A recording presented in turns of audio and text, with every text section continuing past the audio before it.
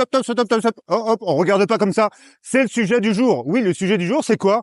Eh ben, c'est de parler de la plus performante de toutes les tractions avant qui n'a jamais été produite jusqu'à présent. Et elle, c'est quoi? Bah, c'est cette bombe bleue. Cette bombe bleue, c'est quoi? C'est la Civic Type R, la dernière génération, qui s'affranchit un peu de tous les codes et surtout qui fait exploser les chronos à Suzuka et au Nürburgring. C'est juste la plus performante de toutes. Alors le sujet d'aujourd'hui, bah, il est beaucoup moins sympa. Hein. On va pas faire fumer les roues et s'éclater sur la piste. Non, on va être beaucoup plus rationnel.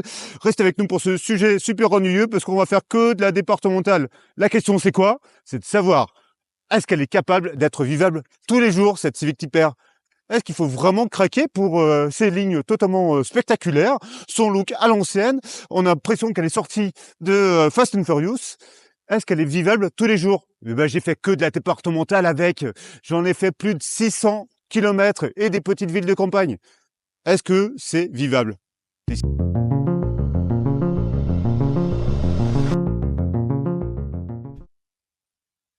La Civic Type R, c'est évidemment une gueule d'amour, une gueule venue d'un autre siècle, du siècle précédent. On a l'impression que tout est à l'ancienne ici. Tout commence par ce bouclier massif, large. Ils ont élargi les voies, ils ont intégré les feux là dans cette grille noire quadrillée. C'est juste extrêmement agressif. Et ce grillage se retrouve là ici dans cette grosse entrée d'air. Vous avez deux grosses entrées d'air puisqu'il faut absolument alimenter ceux qui se cachent sous le capot. Et vous avez aussi sur le capot une grille ici de ventilation parce qu'il faut quand même faire circuler l'air chaud parce que ça bouillonne. Le cœur vivant est très très bouillant. On ne peut ne pas parler de ce logo rouge et du monogramme Type R. La Civic Type R, ça reste tout de même une Civic. On a donc droit à un profil avec un capot plutôt assez long. Vous avez cette fameuse silhouette de l'habitacle qui s'échappe au niveau de la poupe, qui donne presque une allure de coupé fastback. Mais dans notre version Type R, tout est surdimensionné. Vous avez ici des flancs élargis, avec des passages d'air pour vraiment faire fluidifier l'air tout au long de la carrosserie. Évidemment, des bas de caisse spécifiques. Et comment ne pas parler de ces jantes expressives à souhait, larges, massives, noires, qui cachent juste des étriers Brembo. Le clou du spectacle, c'est cette arrière, ce popotin qui est juste bodybuildé comme on les aime. On a l'impression d'être dans Tokyo Drift. Et pourquoi on a cette impression-là? D'une part, vous avez cet aileron qui est massif, énorme, qui prend toute la largeur et qui est tenu là par des petites grilles en métal. On a l'impression que c'est du tuning, que c'est presque rajouté, mais non, c'est tout droit sorti de la version de compétition.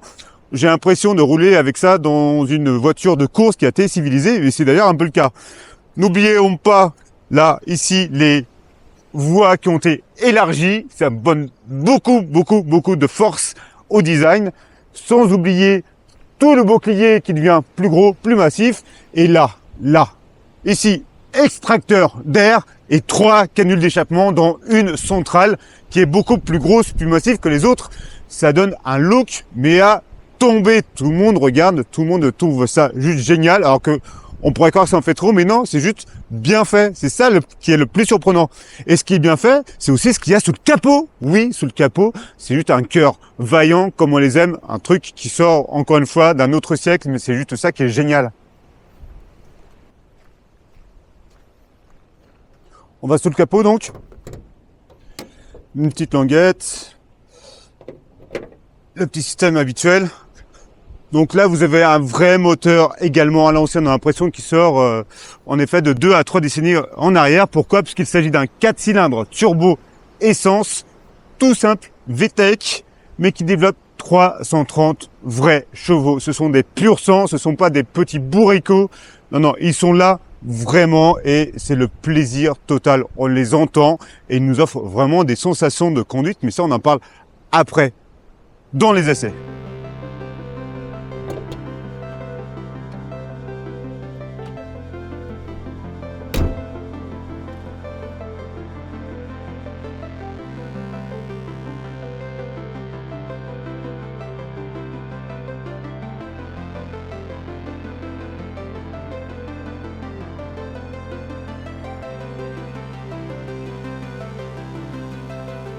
Bienvenue à bord de cette Civic Type R. Ce qu'il faut comprendre, c'est que cette fameuse petite japonaise, qui n'est pas si petite que ça, offre vraiment un univers hors du commun. Hors du commun, pourquoi? Parce qu'il n'y a pas de fanfreluche, il n'y a que du rationnel. En réalité, c'est très japonais à l'intérieur. Pas question de multiplier les plastiques ou les ornements ou les matières. Ici, on fait du simple, du dur même, mais du ultra résistant. Là, on a le droit à du plastique légèrement moussé, légèrement mat, mais qui, lui, ne va pas se rayer, qui va pas prendre de la lumière et vous éblouir. C'est ultra efficace. La seule petite gâterie qu'on a le droit, là, c'est cette bande ici euh, où ils ont intégré la ventilation, qui est plutôt du plus bel effet.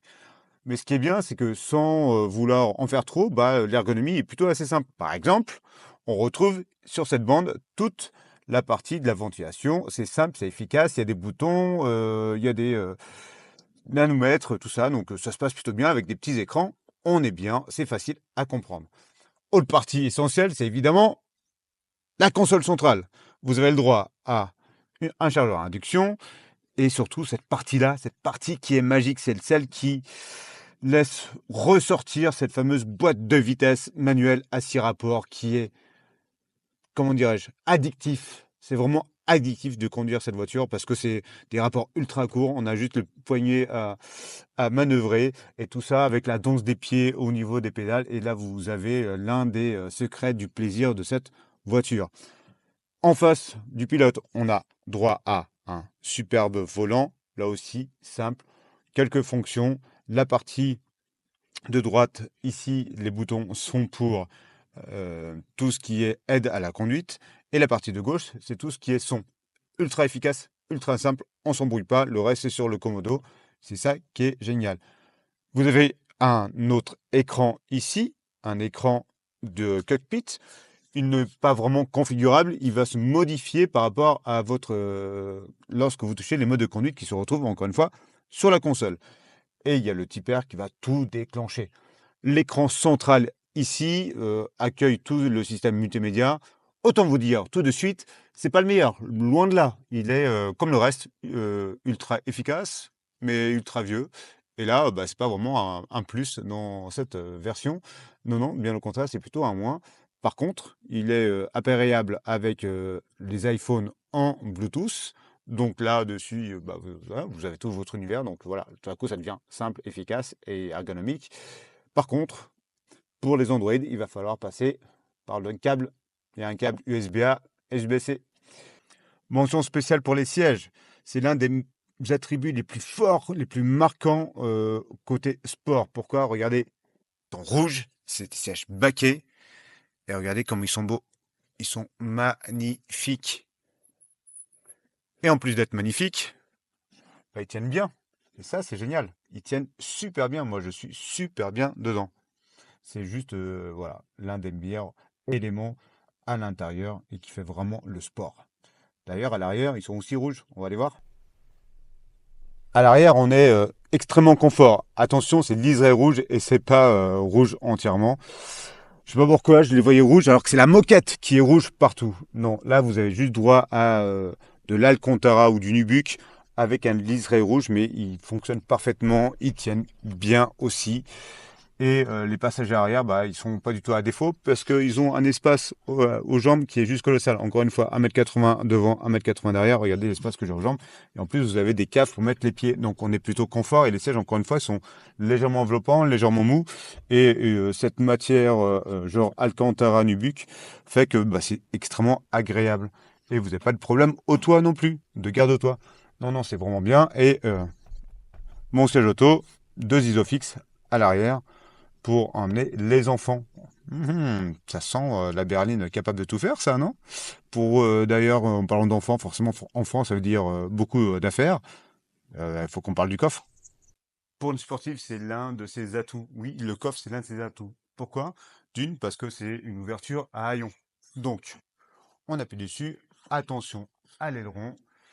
Et ça s'ouvre entièrement. Voilà. Il est grand, il est profond. C'est l'un des plus grand de la catégorie. Alors, il reprend les caractéristiques de la Civic normale. Donc, vous avez beaucoup d'espace. Regardez, là, on est presque à un peu plus de 450 litres. On est très bien pour la catégorie et donc facile, accessible, pas trop haut. Encore un point pour la vie de famille. Je suis en train de me dire, elle serait peut-être capable d'être vraiment là, une voiture pour tous les jours. Mhm. Allez, on va savoir ça juste après.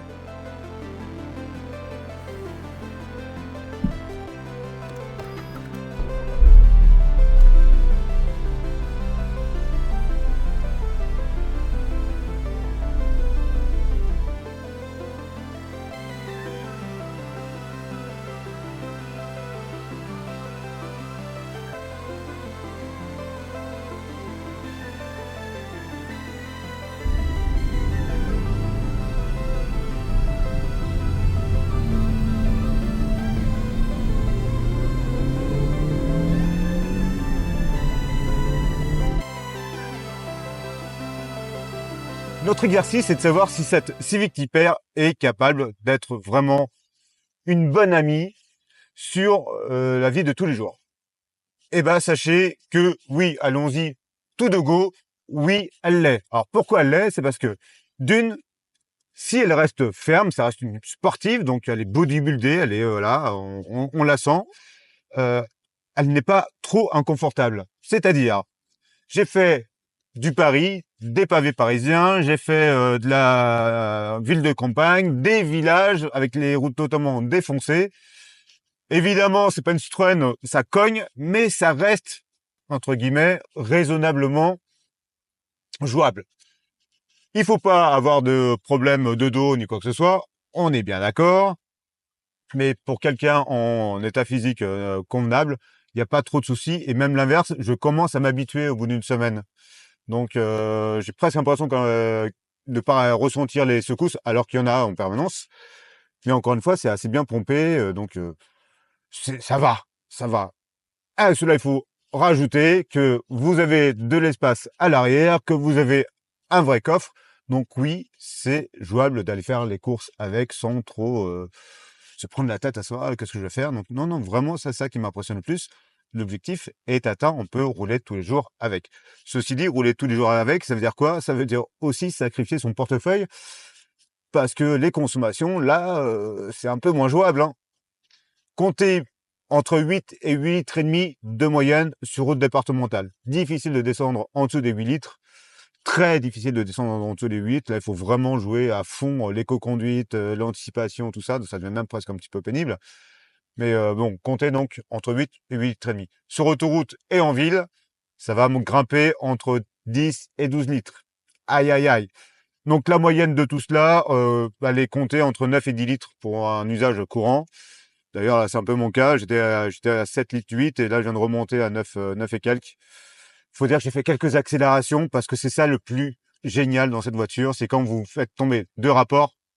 Là, voilà, et 90. Et après, vous avez des freins qui sont juste colossaux. Ah, non, mais c'est bien. Elle est vivante. C'est ça qui est bien, c'est que vous pouvez vous amuser là quand vous embêtez sur un parcours classique. Vous avez amené femme et enfant au travail. Vous allez au bureau, une petite ligne droite, un petit virage, et on accélère un peu comme ça. Et là, c'est génial. Ça vous donne le sourire. Mais par contre, le portefeuille, il souffre fort. Parce que c'est dans ces conditions qu'elle va monter largement au-dessus de 15. Attention, attention à la surconsommation. Ouais, sinon, pour le reste, franchement, c'est vivable. C'est même plus que ça, c'est enviable. J'ai envie de la garder. Je veux la garder. Monsieur Honda, vous me la donnez? Allez, s'il vous plaît. Elle est parfaite pour moi, en fin de compte. De la place pour le bébé, de la place pour ses affaires dans le coffre, et puis elle est bleue. Ça va vite, le bleu, avec l'aileron. Non, elle est géniale.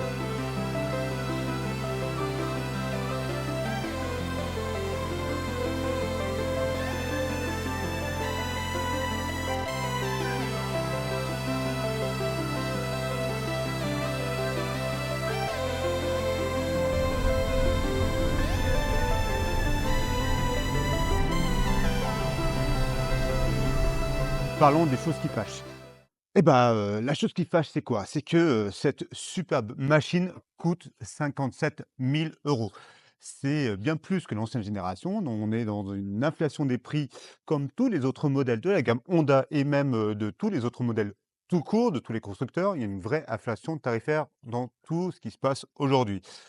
Mais c'est allez, ça reste limite raisonnable. Pourquoi je vais vous dire ça? Bah, parce que, l'État, bah, s'est penché un peu sur cette voiture et bah, comme elle n'est pas du tout électrifiée et ben, on a le droit à un petit malus de 35 000 €. Oui, 35 000 € plus les 57 000 € de base et quelques options. On arrive sur un sujet là qui revient à 98 000 €. C'est énorme! Et pour répondre à la question: «Est-ce que c'est une voiture exploitable tous les jours? Est-ce qu'on peut vraiment vivre avec la Civic Type R?» La question est plutôt oui. Alors pourquoi plutôt oui? Parce que d'une, les dimensions sont assez compactes, c'est assez maîtrisé, donc à peine plus de 4,50 m, c'est-à-dire la taille d'un, 3008 par exemple. Donc c'est bien. L'espace à bord est plutôt, généreux avec, 4 vraies places, une cinquième e centrale, bon qui est, à exploitation limitée, mais vous avez aussi un grand coffre. Donc les choses à vivre dedans, plutôt bien. Question, confort de suspension, c'est pas top top dans la vie de tous les jours, mais c'est largement acceptable si vous faites l'effort d'avoir une machine comme celle-ci. Par contre, les consommations, bah, sont vraiment pas du tout en adéquation avec une voiture de tous les jours, hein, parce qu'il va falloir avoir un portefeuille bien charnu comme son prix. Les consommations moyennes, minimum 8 litres et en moyenne, ça va tourner entre, allez 9,5 et 10,5. Ça dépend de style de route que vous faites et surtout si vous êtes capable de restreindre vos envies de la pousser, parce que dès que vous la poussez, ça s'envole, ça va de tous les côtés et on peut largement dépasser les 20 litres. Après, autre bémol qui est très important, mine de rien, c'est l'acoustique. Très mauvaise acoustique. Pour faire simple, j'avais, femme et enfant derrière, on ne s'entendait pas, j'étais à l'avant en train de conduire, on ne s'entendait pas du tout à 120 sur autoroute. Donc ça limite franchement, la convivialité de l'engin. Mais c'est aussi ce qui fait que, bah, on l'entend, hein, le moteur et tout le reste. Donc ça fait aussi partie de ces gènes. Donc ça, faut faire attention parce que, c'est plutôt une voiture, de personnes qui sont devant, hein, d'égoïstes peut-être, comme me dit ma mère, la chère grand-mère de mon fils. C'est une voiture d'égoïste, oui, ça peut être ça, mais ça reste vivable tous les jours et c'est ça qui est le plus surprenant. Par contre, le portefeuille, bah, il en prend un coup, hein. Mais oui, mais j'ai pas envie de la rendre alors qu'il faut que je la rende et ça compte beaucoup quand même, parce qu'elle est trop chouette. Elle est trop chouette!